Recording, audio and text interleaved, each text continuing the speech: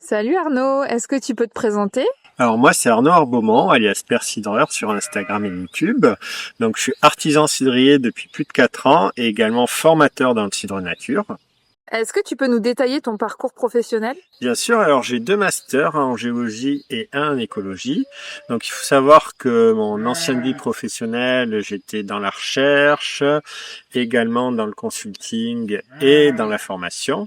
Derrière cela, j'ai fait un an de formation au Roubillard, plutôt en cidre conventionnel, et j'ai continué en fait, j'ai eu la chance de pouvoir être accompagné pendant un an par Cyril Sanks, qui est un petit peu le pape du cidre nature, pour justement aller profondément dans ce côté cidre nature. Et pour toi, quelle est la définition du cidre nature? Alors pour moi, la définition du cidre nature, c'est déjà, ça part du verger, on va éviter vraiment les produits chimiques dans le verger, etc. Il faut avoir une conduite du verger très responsable, donc éviter le maximum d'intrants, parce que le pommier arrive à se débrouiller un peu tout seul dans la nature, donc autant favoriser ça.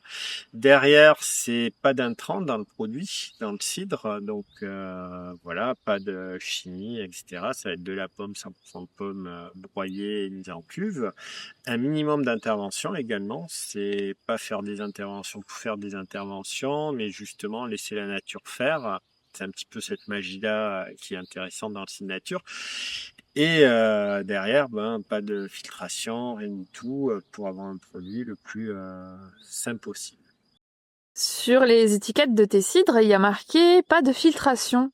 En quoi est-ce que ça peut poser problème, la filtration? Alors, faut savoir que la filtration, la plupart du temps, c'est soit de la terre de filtration, soit des plaques. En fait, il y a de la terre dedans. Faut savoir, on le fait passer notre cidre dedans, donc déjà, ça appauvrit notre cidre. Derrière, il y a des passages de métaux lourds qui se font directement. Et puis, ma façon de travailler aussi le cidre, je vais pas filtrer pour justement avoir les lits dans ma bouteille et pouvoir travailler directement. Donc, ça va faire une bulle plus fine et ça va apporter beaucoup plus d'arômes, de rondeur aussi. Donc, on va arriver à un produit beaucoup plus fini, beaucoup plus intéressant gustativement. Et derrière, il suffit de dégorger. Donc, c'est plus de travail, mais ça vaut la chandelle. Et qu'est-ce qui te passionne dans le cidre nature? C'est un petit peu ce côté alchimie et derrière comprendre le vivant, tous les process mis en œuvre qui sont hyper complexes, hyper variés, et avoir un petit peu ce regard analysé, puisque le cidre nature, ça va être un minimum d'intervention. Dès qu'on va intervenir, faut savoir pourquoi, parce qu'il y en a certains qui vont dire oui, c'est le nez, etc. Non, c'est vraiment une analyse des process en jeu, les hypothèses qu'on peut mettre pour vraiment prendre les bonnes décisions au bon moment et cela sans utiliser d'intrants, de chimie, etc. Donc c'est assez, c'est beaucoup de prise de risque, mais derrière le produit est beaucoup plus intéressant, je trouve. Donc, c'est ça qui me passionne vraiment. Et en quoi le cidre nature est plus intéressant?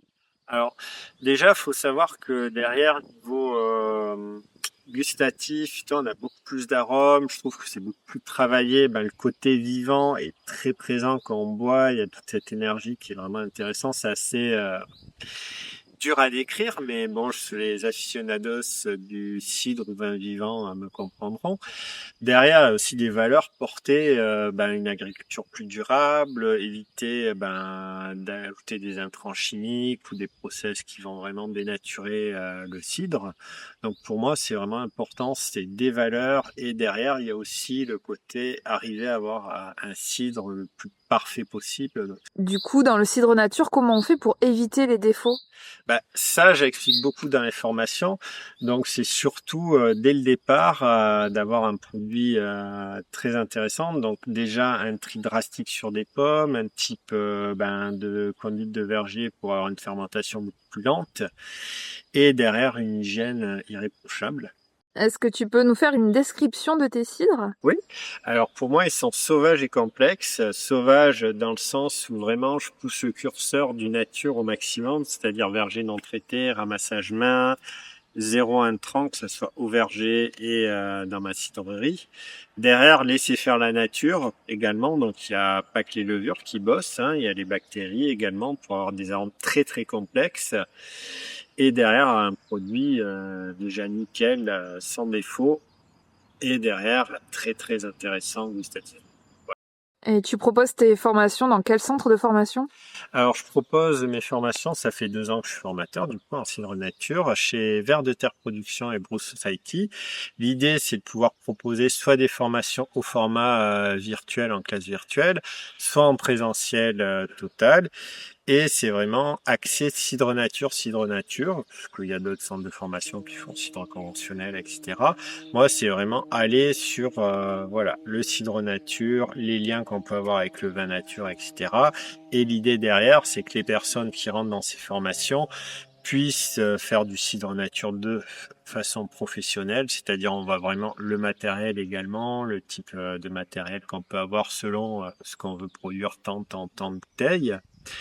Et derrière, donner aussi également toutes les cartes pour connaître vraiment le cidre nature, savoir quel type de cidre nature on veut faire. Est-ce que tu peux nous présenter un petit peu le verger? Ouais, bien sûr. Alors, c'est un verger Bastige d'une 40aine d'années. Donc là, on est sur les Locard verts, qui est une variété que j'aime bien, qui est acidulée. Donc, en vrai, on est en pleine floraison. Là, on est début mai, enfin 10 mai.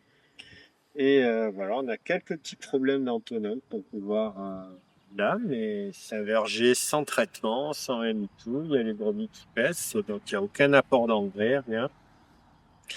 Donc c'est vraiment intéressant pour moi d'avoir ce type de verger qui a une production certes moindre qu'un verger conventionnel où on va rajouter de l'azote, etc. Mais derrière, les fermentations vont être beaucoup plus intéressantes et cool. Et voilà, et ça me permet aussi de cueillir hop, hop, hop, à la main directement. Donc les pommes vont pas toucher terre et derrière, il y aura beaucoup moins d'intrus dans notre fermentation. Ok, merci.